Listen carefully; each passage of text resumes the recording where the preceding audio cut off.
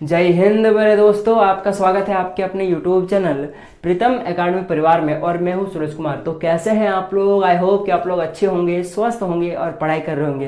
तो चलिए हम लोग आज के सेशन को स्टार्ट करते हैं। तो बेसिकली सेशन में हम लोग जो क्लास 10 का मैथ का चैप्टर 1 वास्तविक संख्या हमारा चल रहा था, उसका आज हम लोग उदाहरण नंबर 5 और उदाहरण नंबर 6 को अच्छे से इन डिटेल में कवर करेंगे।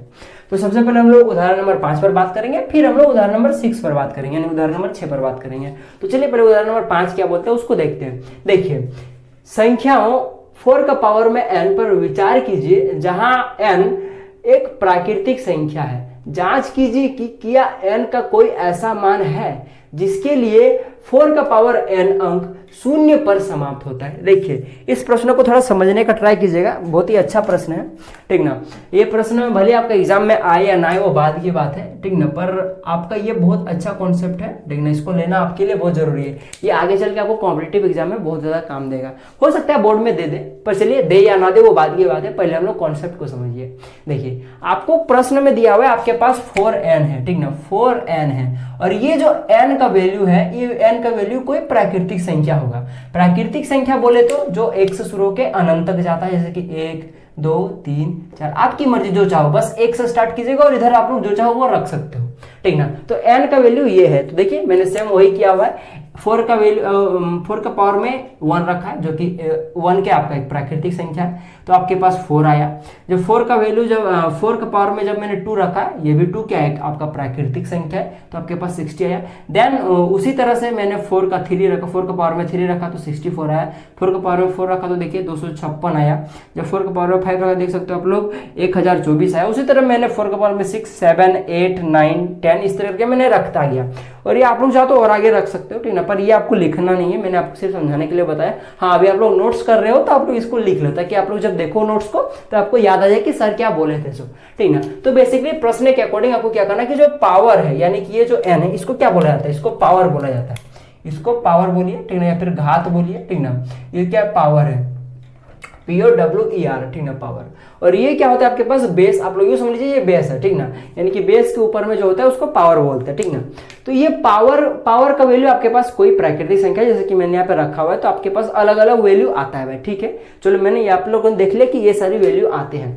तो अब प्रश्न के अकॉर्डिंग जब आप लोग 4 के पावर में ये सारी संख्या रखेंगे, प्राकृतिक संख्या रखेंगे, तो क्या कोई भी ऐसा प्राकृतिक संख्या है कि उसको वहां पे रखने पर, पावर में रखने पर जो आपका वैल्यू आता है, इन वैल्यू के अंत में, यानी कि बोले इकाई अंक में, यानी कि लास्ट से देखिए एक्सट्रीम लास्ट साइड, यानी एक्सट्रीमली लास्ट में जो डिजिट है, यानी कि ये देख सकते हो इसमें 6 है, इसमें 4 है, इसमें देख सकते हो 6, इसमें 4, इसमें 6 है, इसमें 4 है, इसमें 6 है, 4 है, इसमें 6 है, 4 है।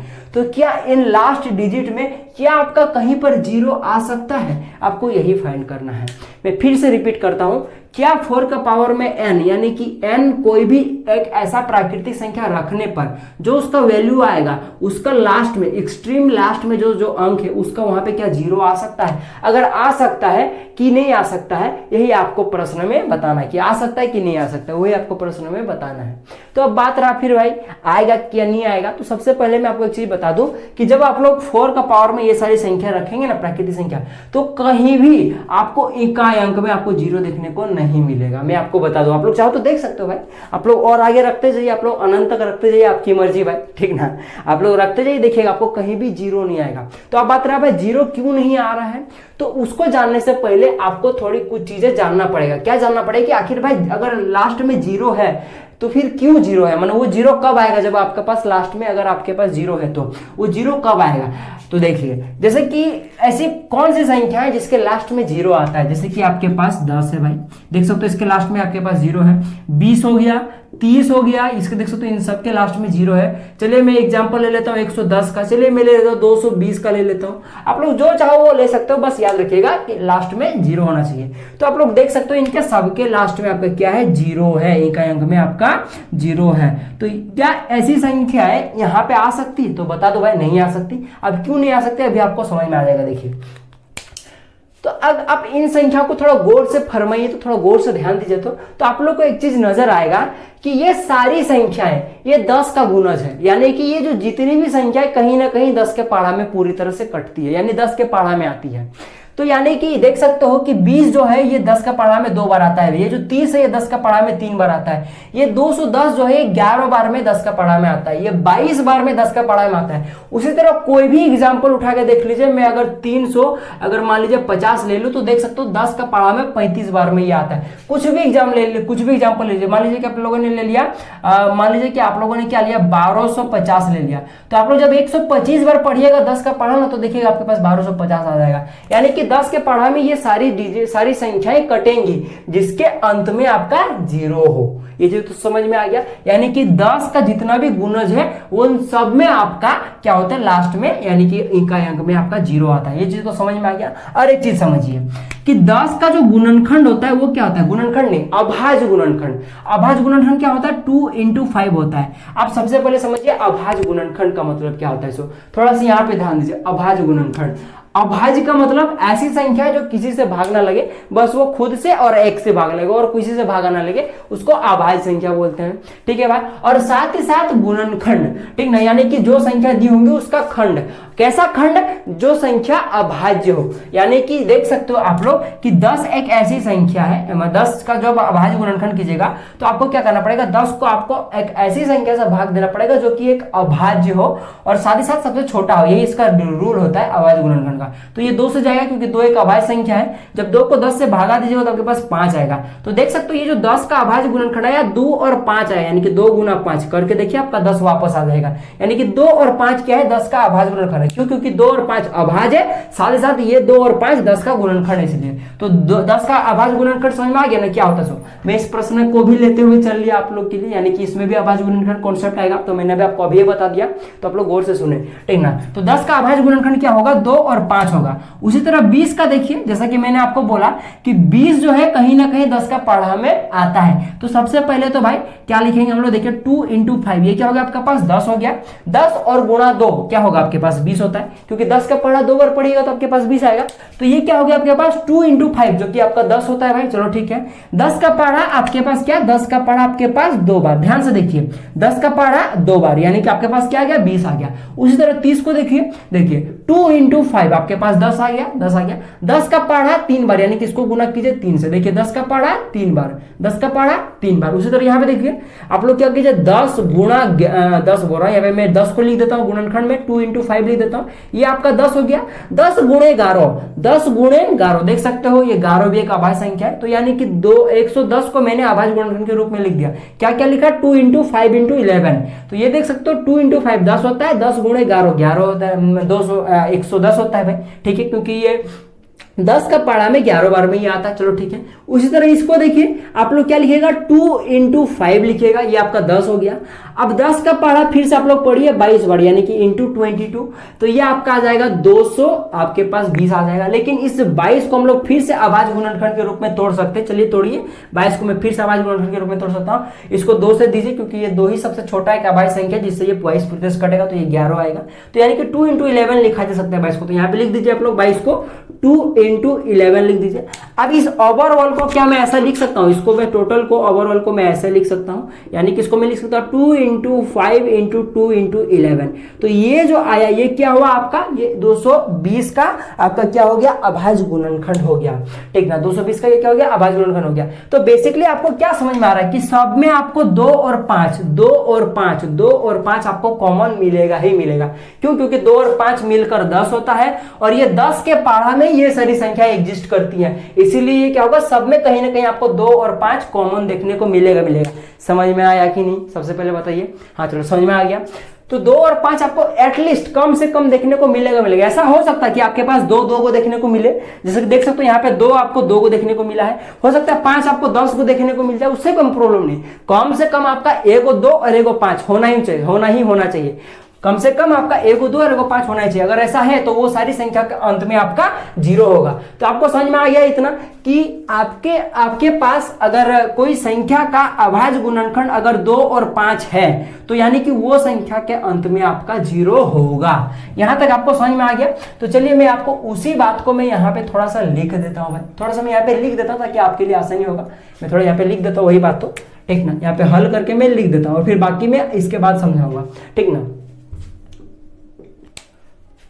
तो देखिए मैंने ये बात आपको लिख के दिखा दिया, सेम वही चीज लिखा हुआ है। यदि किसी संख्या के अभाज्य गुणनखंडन में 2 और 5 अनिवार्य रूप से उपस्थित हो तो वह संख्या शून्य पर समाप्त होती है। जो चीज मैंने अभी आपको एक्सप्लेन किया सेम वही मैंने लिख दिया।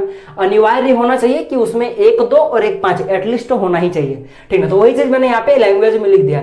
अब थोड़ा समझिए, देखिए प्रश्न में आपको दिया हुआ है 4 का पावर में n, ठीक ना। आपको बताना है कि ये जो संख्या है क्या ये संख्या के अंत में 0 आएगा।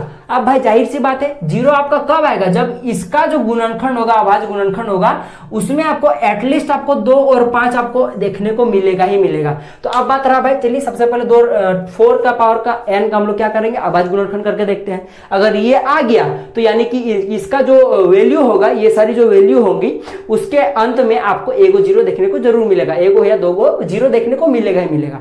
तो अब चलिए इसका अभाज्य गुणनखंड करते हैं। तो सबसे पहले बात हुआ कि भाई 4 का पावर n को हम लोग भाई अभाज्य गुणनखंड करें कैसे। तो उससे पहले आप लोग ये चीज समझिए कि किसी का भी संख्या का पावर में अगर कुछ है, यानी कि यहाँ पे देखिए ये आपके पास n है, ये पावर में, घात में है, तो इसका मतलब क्या होता है, ये इंडिकेट क्या करता है, इसका यहाँ पे अगर भाई काम क्या है तो समझिए। इस पावर का कुछ काम नहीं है, बस इतना काम होता है कि जितना पावर होता है यहाँ पे उतना बार जो आपके पास ये जो बेस वाली संख्या है, ठीक ना, ये जो बेस वाली संख्या है उसको उसी संख्या से गुणा करने का काम होता है और कुछ काम नहीं होता है पावर का, ठीक ना। जैसे अगर n का वैल्यू आपके पास 1 है तो ये क्या हो जाएगा, 4 का भाई 4 ही से गुना होगा भाई, माने 4 खुद एक ही बार होगा, यानी कि 4 ही आएगा। अब n का वैल्यू अगर 2 है, यानी कि आप लोग को जो बेस में दिया हुआ है 4 है यहाँ पे, तो 4 को खुद 4 से आपको फिर से मल्टीप्लाई करना पड़ेगा, यानी कि 2 बार आपको उसी संख्या से मल्टीप्लाई करना पड़ेगा जो आपको बेस में दिया हुआ है। बस यही n का मीनिंग होता है, ऊपर में पावर का मीनिंग होता है। अब n का वैल्यू अगर 3 है तो बेसिकली हम लोगों ने क्या किया है कि जो बेस है उसको खुद से 3 बार मल्टीप्लाई किया गया है, यानी कि 4 गुणे 4 गुणे 4। उसी तरह अगर n का पावर 4 है तो बेसिकली वही काम होगा, 4 को 4 बार मल्टीप्लाई कर दिया जाए खुद से ही, ठीक ना। तो यही होता है इस पावर का मतलब बेसिकली, और कुछ नहीं होता है। अब एक चीज मुझे बताइए, थोड़ा सा इसको अंदर घुसते हैं। देखिए क्या n के पास इतना पावर है, क्या n के पास इतना पावर है कि जो यहाँ पे बेस में जो को दिया हुआ होगा क्वेश्चन में, यहाँ पे 4 है भाई, तो क्या ये 4 को चेंज कर सकता है? जी नहीं कर सकता है। n के पास उतना काबिलियत नहीं, उतना क्षमता नहीं, मतलब समझिए। देखिए यहाँ n यहाँ पे अभी 4 का पावर में जब n है तब यहाँ पे बेस में आपके पास 4 है भाई, चलो ठीक है जी। अगर मान लीजिए किसी तरह से n का पावर में, मान लीजिए यहाँ पे n का पावर में अगर मतलब जो n है वो अगर 3 हो जाए तो क्या यहाँ पे जो 4 है वो बदल के 3 हो जाएगा? नहीं, ऐसा नहीं हो सकता।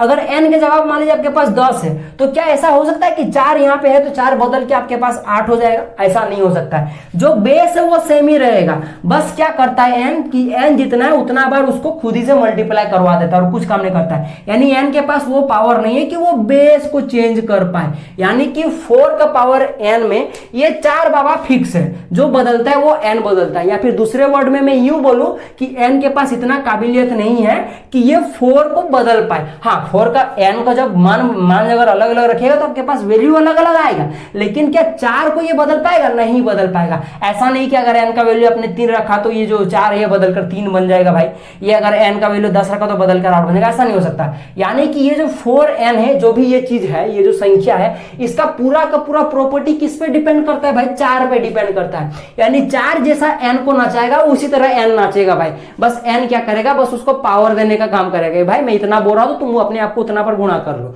और किसी कुछ काम नहीं होता है। तो बेसिकली 4 का पावर n में जो भी चीज होगा कि ये संख्या सम होगा, विषम होगा, जो भी चीज है, ठीक ना, वो किस पे डिपेंड करेगा? वो इस बात पे डिपेंड करेगा कि आपके पास बेस में क्या है। सो तो उसी तरह से अगर हम लोग बेस का अभाज्य गुणनखंड कर दें और अगर ये किसी तरह से 2 into 5 आ जाए, यानी कि इसके अभाज्य गुणनखंड में 2 और 5 आ जाए, तो ये फिक्स हो जाएगा कि 4 का पावर में n आपका क्या हो जाएगा कि जब इसको सॉल्व कीजिएगा तो वो उसके अंत में आपका 0 आ जाएगा। अब बात रहा भाई, क्या ये जो बेस है 4 उसका अभाज्य गुणनखंड 2 और 5 है?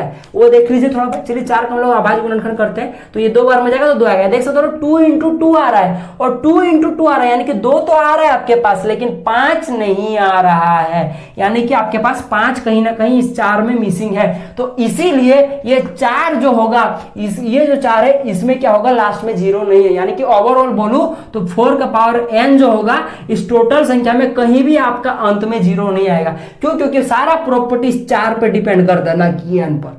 चलिए बात समझ में आया आपको?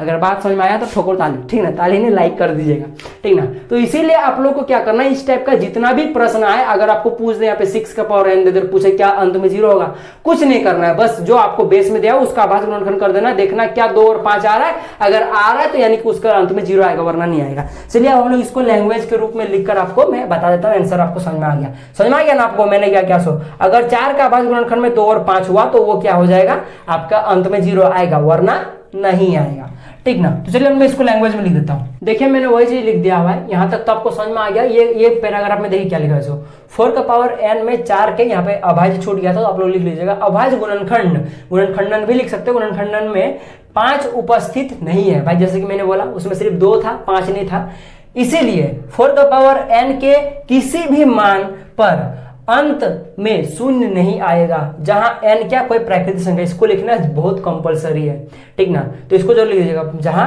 n कोई प्राकृतिक संख्या। तो इस तरह करके आपको प्रश्न को सॉल्व करना है। तो प्रश्न आपको कैसे बनाना आपको समझ में आ गया। अब चलिए हम लोग प्रश्न नंबर 6 पर आते हैं। देखिए प्रश्न नंबर 6 आपको क्या कहता है, संख्याओं 6 और 20 के अभाज्य गुणनखंडन विधि से एचसीएफ और एलसीएम ज्ञात करें। सेम वही जो मैंने आपको बोला, आपको 6 और 20 ये जो संख्या है इसका आपको गुणनखंड करना है, किस टाइप का, अभाज्य वाला, यानी कि 6 को ऐसे अभाज्य संख्या में तोड़ना है कि मतलब समझिए 6 को अभाज्य संख्या में आपको तोड़ना है, समझ में आ गया ना। वही आपका क्या हो जाएगा, इसका अभाज्य गुणनखंड हो जाएगा। तो देखिए सबसे पहले हम लोग यहाँ पे 6 को तोड़ लेते हैं, उसके बाद 20 को तोड़ेंगे, ठीक ना। तो हम लोग को वही एलसीएम से तोड़ा जाता है, जैसे कि आपको पता ही है। तो इसको हम लोग क्या करेंगे, 2 से देंगे, क्योंकि 2 सबसे छोटा अभाज्य संख्या जिससे 6 पूरी तरह कट जाता है। सबसे छोटा अभाज्य संख्या से काटने का ट्राई कीजिएगा, ठीक ना, यही आपका नियम होता है, ठीक ना। और ये जो नियम है, ये जो आपका अभाज्य गुणनखंड का नियम है, ये आपका अंकगणित आप लोग देखिए यहाँ पे पैराग्राफ में आपको पेज नंबर बता देता हूँ, ये आपका एनसीईआरटी का है। आपका पेज नंबर देखिए प्रमेय 1.2, यानी कि पेज नंबर आपका जो 10 है उसको थोड़ा पढ़िएगा अच्छा से, आपको समझ में आएगा। 10 11 को अच्छे से पढ़ लीजिएगा ना, आपको सारे को समझ में आएगा। और वैसे बोलिएगा तो मैं इसका अलग से वीडियो ले लूंगा। इसको 2 से हम लोग देंगे तो क्या आएगा आपके पास, 3 आ जाएगा। और 3 को फिर से किसी से दे सकते हैं आप लोग, चाहो तो 3 को फिर 3 से देके 1 ला सकते हो। तो इसको कैसे लिख सकते हो, 2 इंटू, सबसे पहले भाई सबसे छोटा क्या 1 है, तो उसको लिख लीजिए 1 इंटू 2 इंटू 3। थोड़ा दिखने में अच्छा लगता है, बाकी आप लोग चाहो तो 2 इंटू 3 इंटू 1 लिखिए, आपकी मर्जी भाई, ठीक ना। तो थोड़ा ये अच्छा दिखता है इसलिए मैंने सीक्वेंस में लिख दिया 2 इंटू 1 इंटू 2 इंटू 3। अब 1 इंटू 2 इंटू 3 ये तो 6 हो गया, 6 इंटू 1 आपके पास 1 क्या आएगा, 1 ही रहेगा, 6 ही रहेगा, इसलिए 1 को लिखो ना लिखो बात बराबर है। तो मैं इसीलिए 1 को नहीं लिख रहा हूँ, मैं डायरेक्ट कर दे रहा हूँ 2 इंटू ये मैं यहीं तक कर दे रहा हूँ, ठीक ना। आप लोग चाहो तो कर लीजिएगा, बेटर रहेगा, कर ही दीजिएगा, ठीक ना। एक हो जाएगा 1 इंटू 2 इंटू 3। आप थोड़ा 20 को तोड़ते हैं अभाज्य गुणनखंड के रूप में, इसको 2 से दीजिए, आपके पास 10 आएगा। फिर ये 10 किसे जाएगा, 2 से ही जाएगा, ये 5 आएगा, 5 और किसी से कटेगा नहीं कटेगा। आप लोग चाहो तो फिर इसको 5 से देके 1 बार में दे सकते हो। तो इसको किसे लिख सकते हो आप लोग, 1 इंटू 2 इंटू 2 इंटू 5 लिख सकते हो भाई, चलो ठीक है।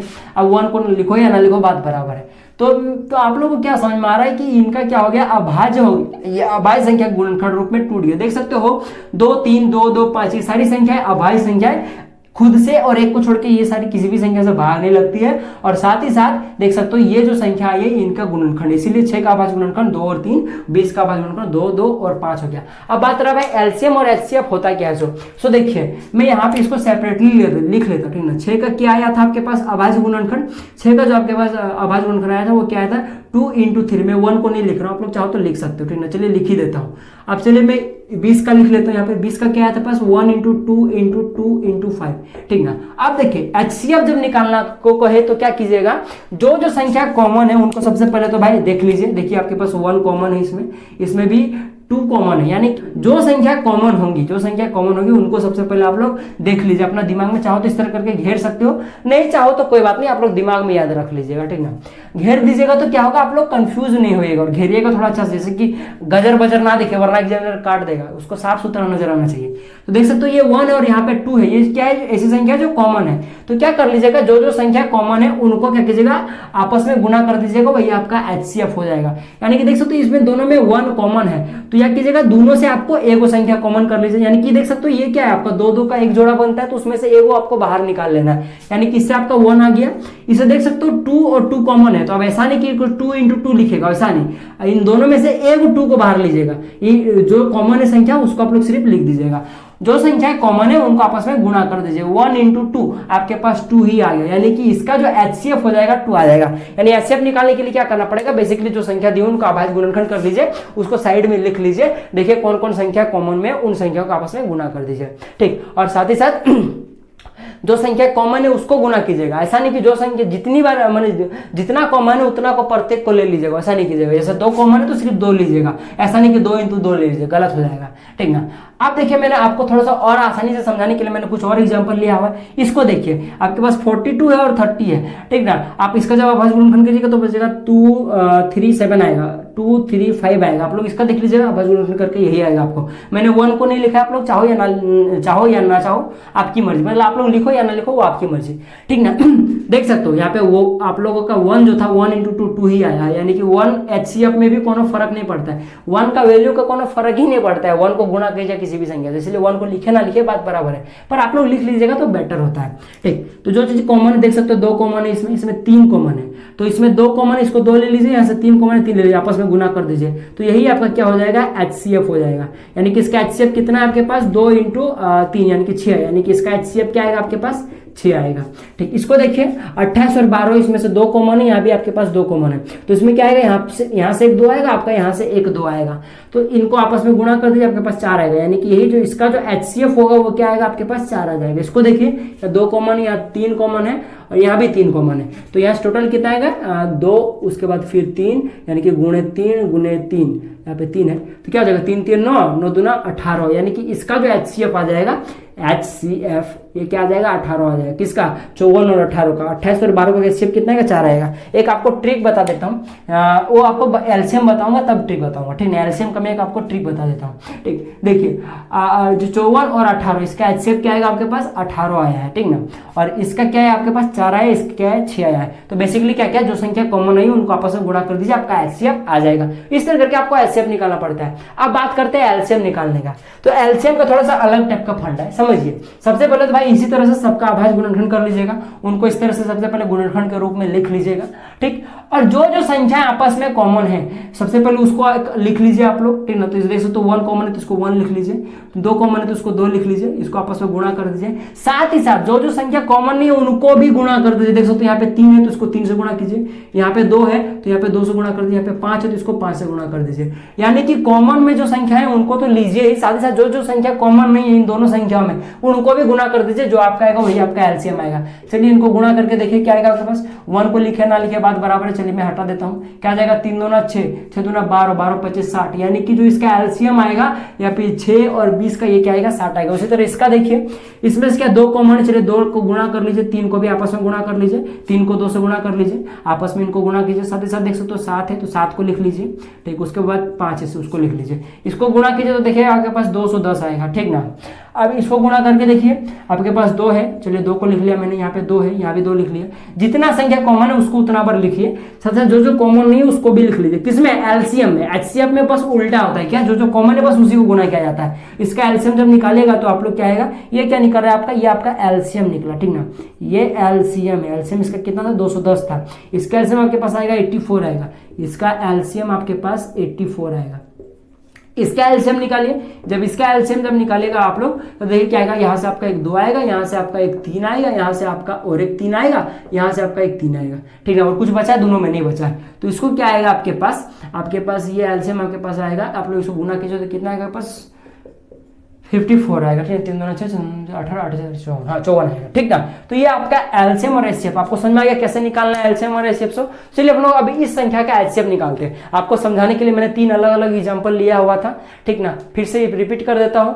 एलसीएम में क्या होता है कि जो जो संख्या कॉमन है उनको आपस में गुना कीजिए, साथ ही साथ जो जो कॉमन नहीं है, जो अलग अलग है, बिजोड़ा है, उनको भी आपस में गुणा कर दीजिए, जो आएगा वो टोटल आपका एलसीएम आएगा। ठीक ना, और एचसीएफ क्या होता है, जो जो संख्या कॉमन है बस उनको आपस में गुणा कर दीजिए, आपका एचसीएफ हो गया। ठीक ना, तो और एक मैं अगर आपको बता दूं, ठीक ना, चलिए ऐसा कोई इंपॉर्टेंट नहीं पर फिर भी बता देता हूं। देखिए अगर आपको दो संख्या दी हुई है, ठीक है, उसमें जो छोटी संख्या है जैसे कि यहाँ पे 18 है, 18 और यहाँ पे देख लीजिए बड़ी संख्या 54 है, अगर ये दोनों सेम पढ़ा में यानी कि 18 सबसे छोटी संख्या है तो 18 को पढ़ा में अगर ये वाली संख्या आ रहा है तो जो बड़ी संख्या होगी उसका एलसीएम हो जाएगा और जो छोटी संख्या हो जाएगी उसका एचसीएफ हो जाएगा। यानी दो संख्या दी हुई है, दो संख्या अगर आपस में पढ़ा में अगर छोटी वाली संख्या जो है उसका पढ़ा में बड़ी वाली संख्या आता है तो बड़ी वाली संख्या आपका क्या निकल जाएगा, एलसीएम निकल जाएगा और छोटी वाली संख्या का क्या जाएगा, एचसीएफ निकल जाएगा। तो ये आपका छोटा सा ट्रिक था, ठीक ना। अब चलिए हम लोग इस प्रश्न को सॉल्व करते हैं, ठीक ना।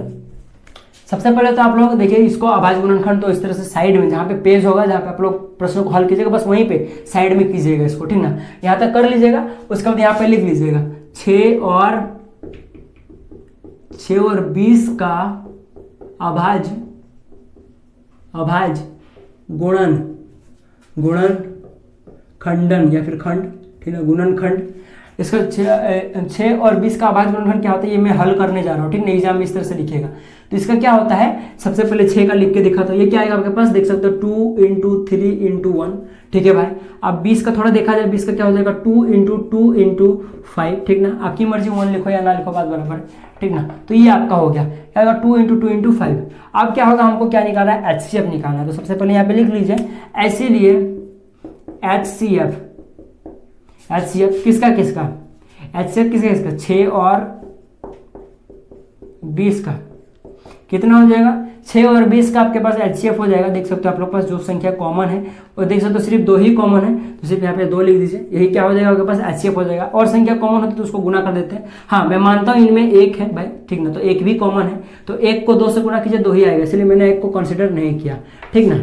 चलिए अब आप भाई एलसीएम की बात करते हैं। LCM lowest common factor, highest common factor, ये लोएस्ट कॉमन फैक्टर। तो इसका क्या हो जाएगा आपके पास 6 और 20 का आपके पास आएगा, देख सकते हो आप लोग के पास ये आपके पास ये कितना आपके पास यहाँ पे आप लोग इस तरह कैलकुलेट कर सकते हो। ये आपके पास क्या है 2 इंटू आपके पास क्या यहाँ पे 3 एक है 3 इंटू आपके पास क्या 2 है, चलो 2 × 5 यानी कि जो कॉमन है उनको तो लिखिए ही, साथ ही साथ जो कॉमन नहीं है सबको लिख दीजिए। अब इसको आपस में गुणा करके लिख दीजिए, देख सकते हो ये क्या आ जाएगा 60 आएगा, देख लीजिएगा 3 दूना 6 आएगा, उसके बाद 6 दूना 12 आएगा, 12 25 60 यानी कि 60 आ गया। तो इस तरह करके आपको क्या करना है, क्वेश्चंस को सॉल्व करना है। आई होप कि आपको उदाहरण नंबर 5 उदाहरण नंबर जो 6 ये अच्छे समझ में आ गया होगा।